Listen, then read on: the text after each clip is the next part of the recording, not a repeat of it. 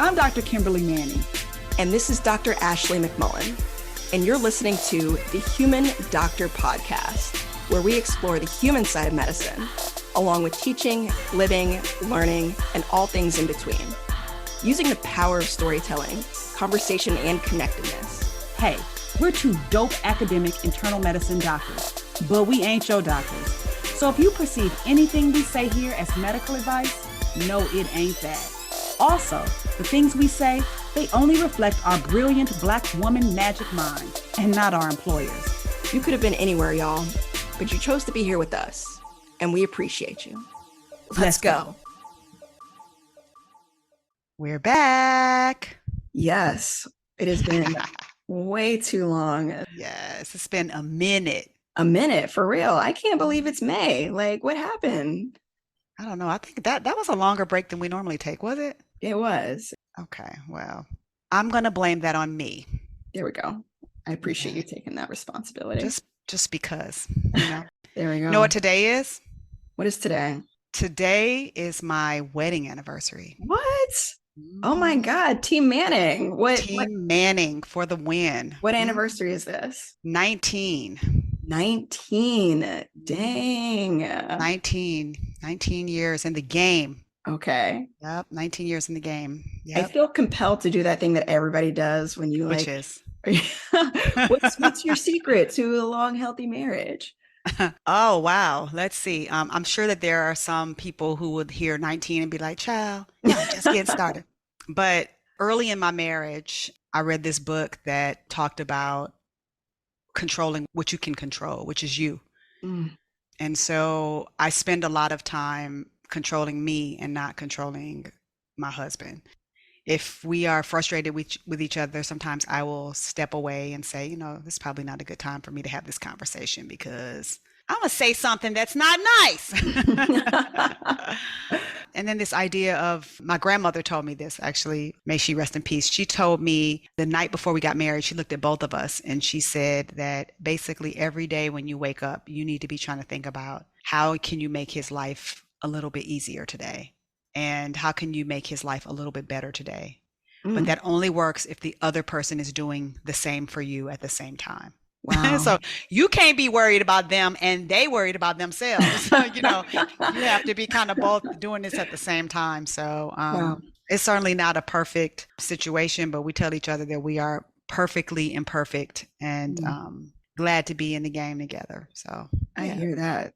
Being imperfectly imperfect together with people that you love. I think a lot of the features of my marriage are features of my close friendships. Yes. With women and men and non-binary people that are my folks. Like you cannot be in that tight space of mine if you are only looking out for you. Mm-hmm. That's probably the only people who can do that to me are my children. Because they stay looking out for themselves. We hope they grow out of that. Fortunately, they don't listen to this podcast. Yeah. But I feel that very deeply. Those friendships mean everything, even without the romantic piece. And what everybody who will tell you who has been married for even more than 5 years is that the romantic piece is such a tiny sliver of it. Like it is the tiniest little thread of all of it. You develop a very, very close friendship with the person. You have to like each other and respect each other. And I do have strong romantic feelings for my husband still, and I'm grateful for that. But that would not be enough to keep you together for 20 years. Yeah. It wouldn't. It just isn't. I mean, there's like a lot of people that are walking around who have done things to look attractive, right? And to be appealing to you in that way. But the day-to-day life of marriage is not sexy at all. It is, hey, put those clothes in the dryer, which is what I was told right before Harry left. And we remembered, I was like, hey, what, it's our anniversary. He said, what, damn it is. What we gonna do? I was like, I don't know. I don't know. Somebody got practice? I don't know. Yeah. I love it. So that's it. Oh, I have a recommendation. Yes, please. I recommend a new book that has come out by Dr. Anthony Chin-Kui Jr. Anthony Chin-Kui Jr. is actually a graduate of Emory Medical School. He was in my very first medical student small group. He went on to do otolaryngology and practiced for a while and is now a professional writer. He's written for like Grey's Anatomy and The Resident and all that stuff, but he wrote a book called I Can't Save You. And it is absolutely, positively raw, brilliant, and very, very well done. But let me tell you what I really like about the book. Tony went to Harvard for college before coming to medical school, and he grew up in Brooklyn. He sort of grew up in these environments as a lonely, only star student, Black kid, and describes a lot of complexities and he just takes the whole gloves off and just is scrapping in the street telling you about what it's like to be a Black man in the Ivory. But also he really digs deep on some issues of mental health. So I will give people a trigger warning. There's some references to self-harm and very dark feelings, but I think it's things that people have experienced. And it doesn't stay, it moves. So I just thought it was really real. And I personally love Tony. That's my disclaimer, but I would not be telling people to read his book if I did not think this. We know how seriously you take your book recommendations, particularly the audiobooks. So. Oh yeah. Because when I saw that he was reading it himself, I was like, oh shit. Okay. Yes. Okay. You got any recommendations for us? I am in the midst of Gabor Mate's The Myth of Normal, talking about, trauma and, being in a toxic cultural environment. And, it's a slog. It's at least 500 pages, but I am actually really, really leaning into this novel. I heard his interview first on The Nocturnist, of course, with Emily Silverman. He just is reframing my entire mindset around how we think about disease and how we treat disease and how we think about medicine and the ways in which it sometimes stands in opposition to innate ways of naturally healing ourselves, and the need to be in community and the need to be in environments that sustain our ability to maintain health and well-being. Particularly if you are someone who practices medicine, I think this is an important perspective to hear. And, I'm way behind on Dr. Mate's many works, but I'm catching up and I'm really here for what he's saying. Now, the important question I have about a 500 page book is what? What is that? Is it on Audible? I'm sure it's on there. It's a really popular book. I don't know who's reading it though. So. Okay. Well, that's cool. Like I don't mind a long listen. Mhm. And I actually like holding books in my hand. The issue is really just that I got too much stuff to do. So I had to fold laundry, walk the dog. So it's gotta be able to do things at the same time. That's fair. I wish I could. I'm not a good auditory listener. Like I'll get distracted and have to rewind. It's just, I need tactile and visual sensation to really digest things. And Said the woman who co-hosts the podcast. yeah, exactly. The woman who does not listen to the podcast afterwards. So I listen to it. thank you. All right. Well, cool. All right. I won't say anything about your hair because it's really beautiful. It's Oh, all well. good. I was waiting for it. Y'all, it is spectacular. It is really, really. I mean, Mahalia, she took this break and she did some, like, I don't know what you did with her, but honey, she is living her very best life. Yes, Mahalia is out and loud and proud. And so for folks who might be at SGEM next week, you'll get to see the two of us. That's right. All of us, we're just gonna be walking locked arms down the hallway, daring you to walk up and touch our hair. Yes, yes. Side note, please do not do that.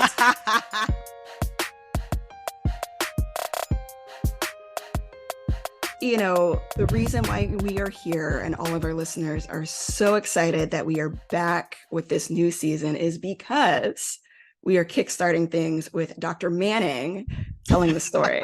I mean, I wish you guys could see my face right now because I have been starved for this wisdom for way too long. And I know that many folks feel the exact same way. Aw, that's really just your way of saying you glad it's not you today. I mean, that is embedded within that, yes. But everything else still stands on its own. So, Okay, I'll take it. yeah. Well, sis, for our first episode of this season, what is the what?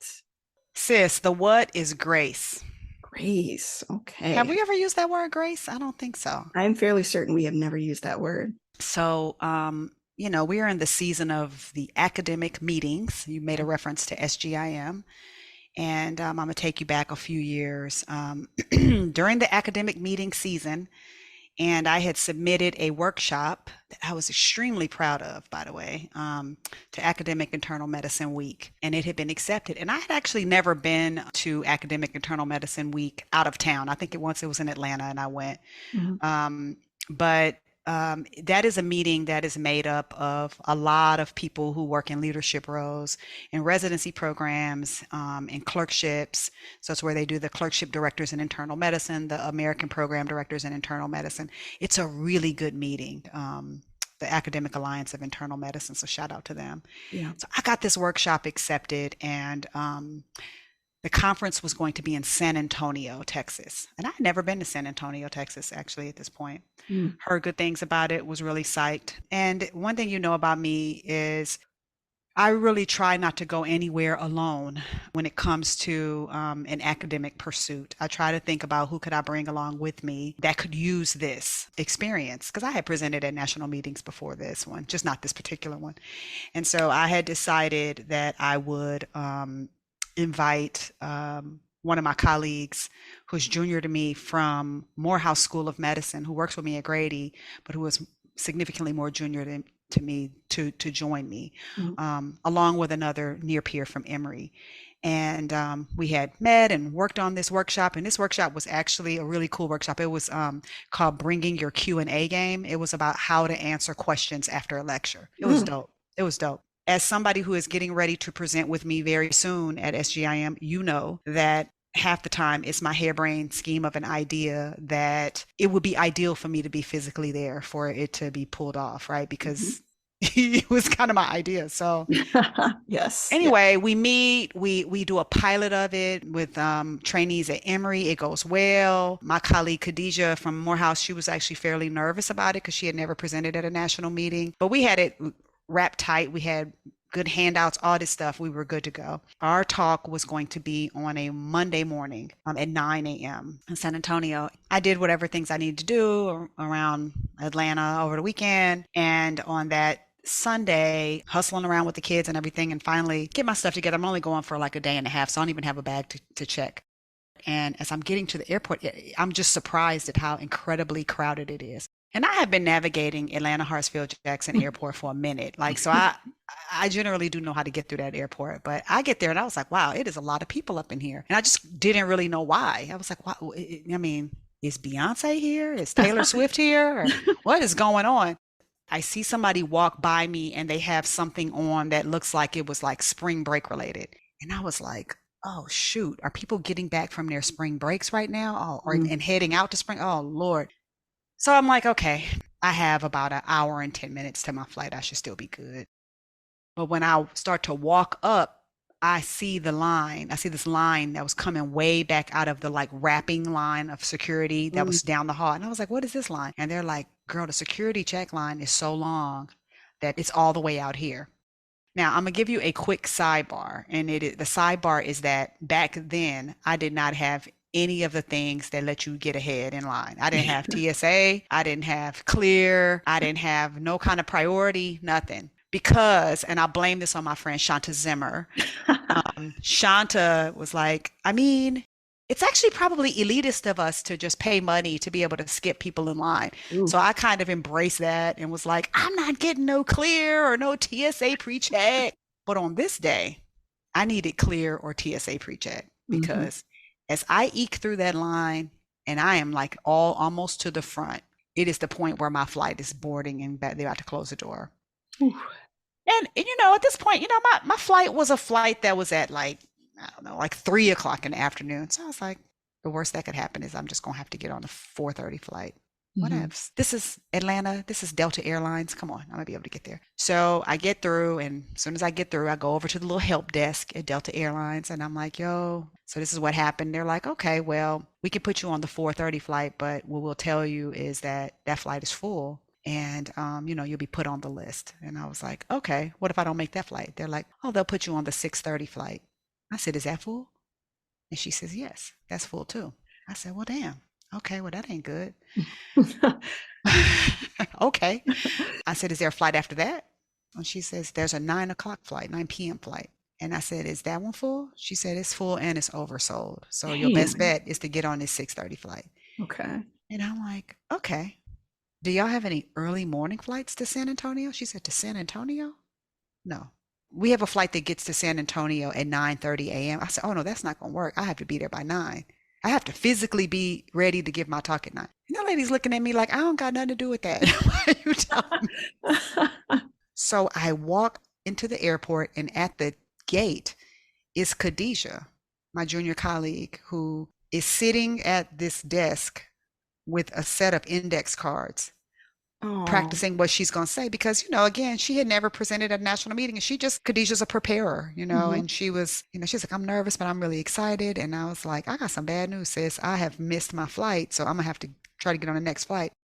She was like, okay, so what time do you think you're going to get there? I was like, oh, I'm probably going to get there later, but she's like, okay.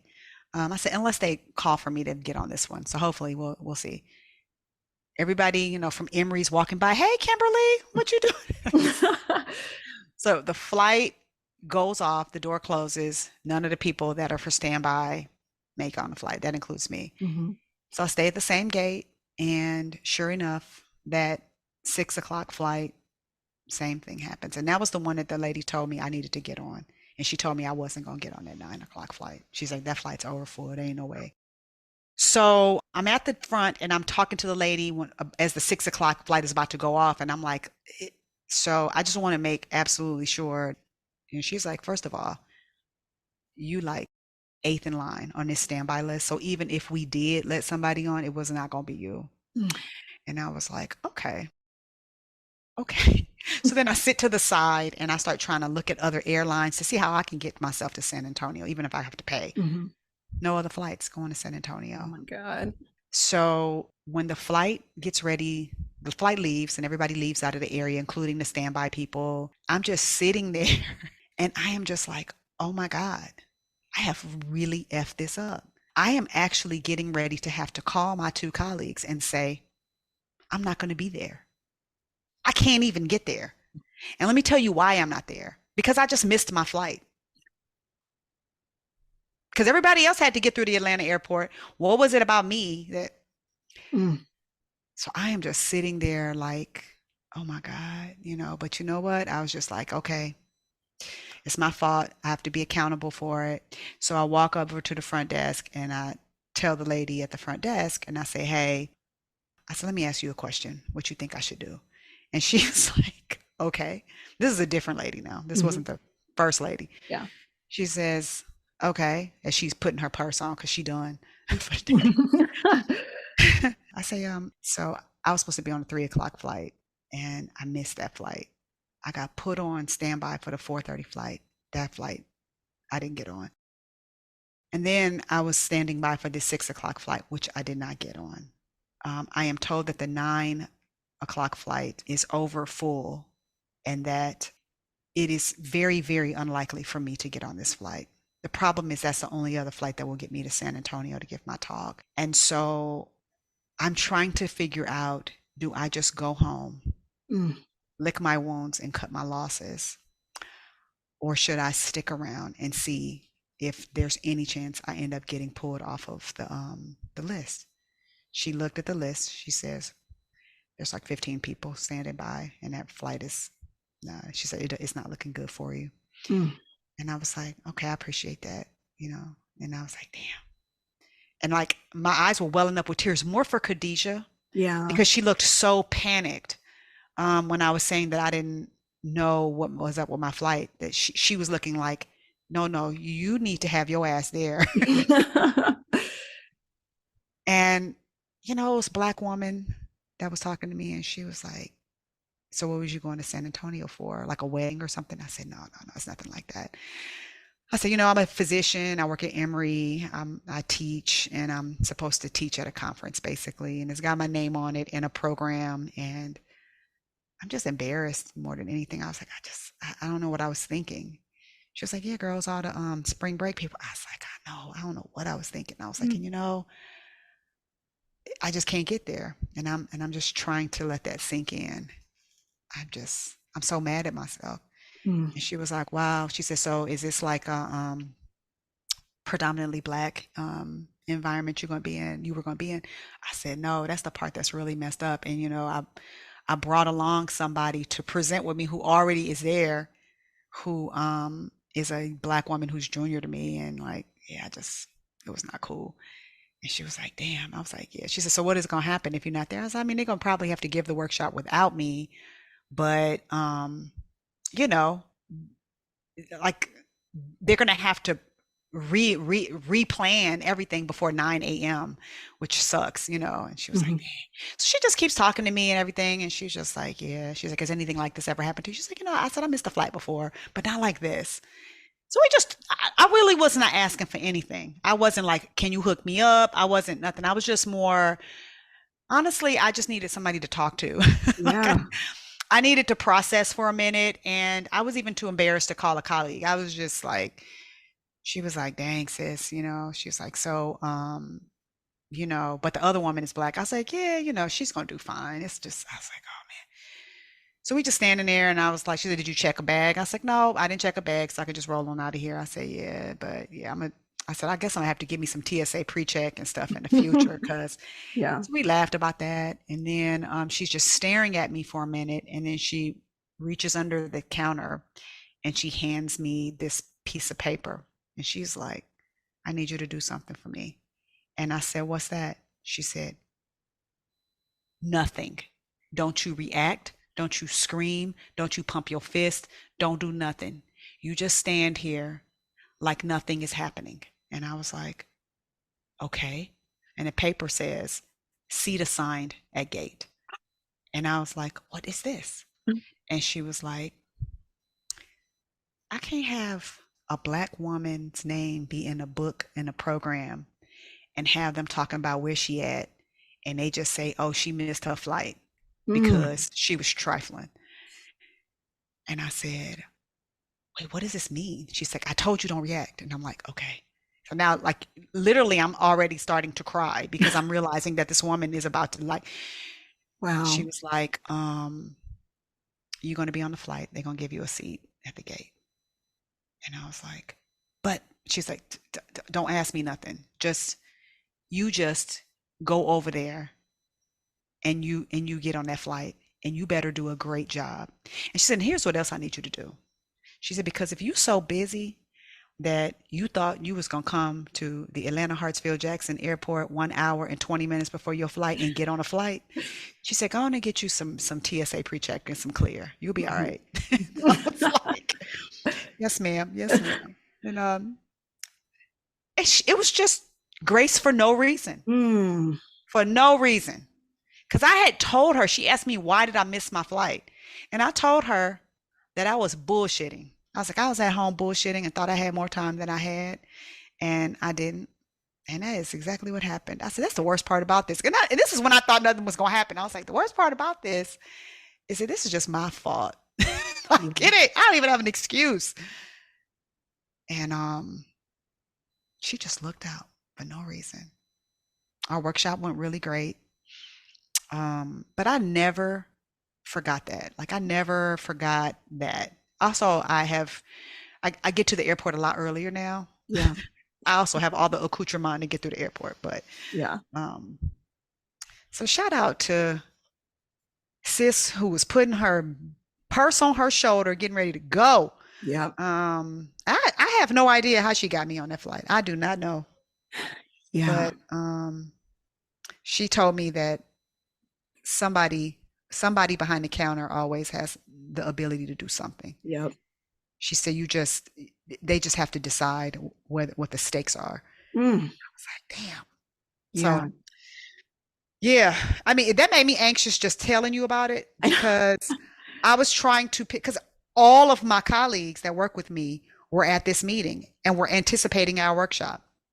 I mean, I'm trying to come down from the stress too, just hearing like the viscerality of like being in the security line and realizing like, that the clock is ticking and that feeling when like, you're getting closer and closer. And also as someone who has taken my share of standby flights, I know what it is like to stand by and watch your flight take off without you, like as everybody else is getting on. Yep. And the people behind the check-in counter, like it is very much hit or miss. And I will say, like, racial concordance are not, some people are not trying to hear not 2 words out of you about your sob story and what you got to do. And I get it. Like they endure a lot of abuse, especially, Mhm. in these last couple of years, but it is true that there is some power and maneuvering there, and the choice to do so when you don't have to, like, No, and the thing is that she said to me, she said to me before she left, she said, "Uh, you were just talking to me. You weren't asking me for anything, and that made me want to help you." wow. She's like, "Yeah, and she said, when I asked you why you missed your flight, you said it's because you was bullshitting." And we both laughed about it. And Yeah. I'm like, man, I'm just, that junior colleague, she has since been promoted to a senior rank. She is presented at more national meetings, and um, it just, it just made me, and she didn't let me all the way off the hook. She just told me, like, you're gonna have to be realistic about, what your needs are if you're getting ready to do something, but also, you just gonna have to do better, sis. Yeah. And I was like, damn, she told me to do better. Mm, And this woman was easily probably 10 or 12 years younger than me. wow. Um, but she just made up her mind to hook your girl up. Yeah. And I'm so glad she did, man. I love it. And grace is, it's generative. Like I can't imagine being in a position like that where someone extends you grace and you don't feel compelled to do that for someone else. I mean, Yeah. hopefully that's the outcome whenever you have the chance to do so. Yep. Yep. Yeah, that was, and when you were talking about the security check line, the thing is, when I was in the security check line about to miss my flight, it did not occur to me that I would Mm, not get to San Antonio. that's right. So I was more annoyed. I was like, oh man, shoot. And I remember calling Stacy Higgins, and she was like, girl, you don't have pre-check. I was like, no, it's a long story. Well, we Uh, already know it's Shanta's fault. You've established that. I need to ask Shanta if she has pre-check now. No, Shanta, you don't have to answer that because I know you listen to this podcast. But Yeah. yeah, you know, that's the thing. I mean, I think that there is so much, so many opportunities that we have in our world to extend a little grace to people. Hmm. Right? It's like she could have shamed me, and she didn't.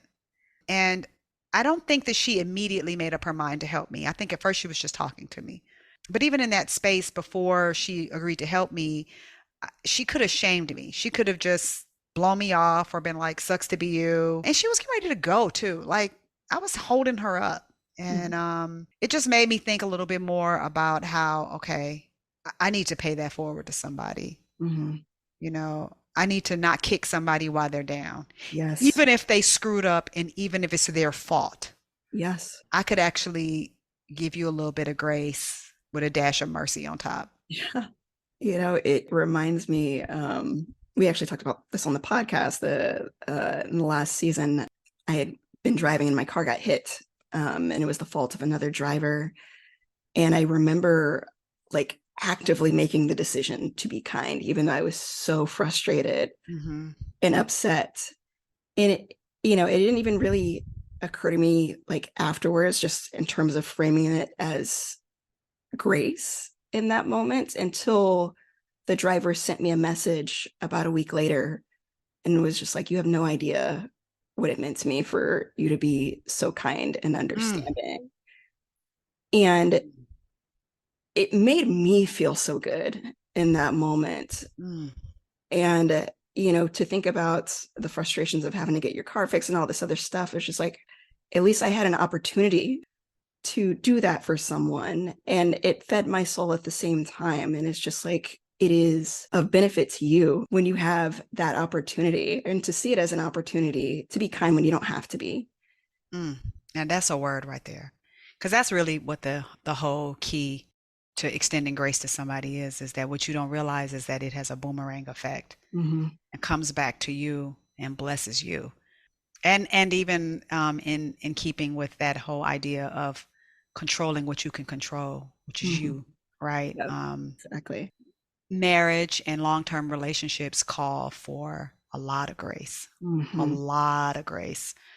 But what you don't realize until later is that it actually is what's keeping you there. It's Yeah. what's nourishing you. Oof. Yeah, Oh man, that's a word, sis. it's a word, man. Yeah, so shout out to my little sister at the Delta Airlines counter with the comfortable flats on that she has slid her foot into. um, and for helping you, girl, go and do some important work. Yes. And shout out to the TSA pre-check. It has saved my life more than once. Yep, yep, yep. See, there you go. Exactly. I'm not judging you if you got all of the stuff to get on through there. No Just shame in the game. no shame in the game, sis. As a person who don't have time to get there 4 hours early, so. All right, girl. Well, I do love you, and I love this hair of yours. Hmm. And I think I will get to see you IRL very soon. So I'm Yes, kind of pumped about that. I am super hype. So, all right. Well, I'm so excited to be back on the mic. More good words to come. In the meantime, I hope you For have sure. the best day and the best Yeah. week. Yes. And shout out to the Mannings on our the establishment of Team Manning on this day in 2004. Yes, I hope y'all do some more than laundry today, but if not, do Good you. luck with that. All right, girl. Love you. I love you too.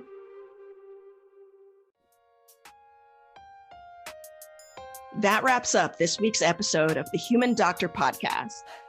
Special thanks to our favorite brother gastroenterologist, Dr. Chuma Obiname, for the beats. Shout out to the Dr. Ashley McMullen for editing and production. Mad love to our podcast family at The Nocturnist and the Clinical Problem Solvers, our Med Twitter fam. And especially shout out to all of you, our listeners. Until next week, remember, we see you and you are enough. Holla!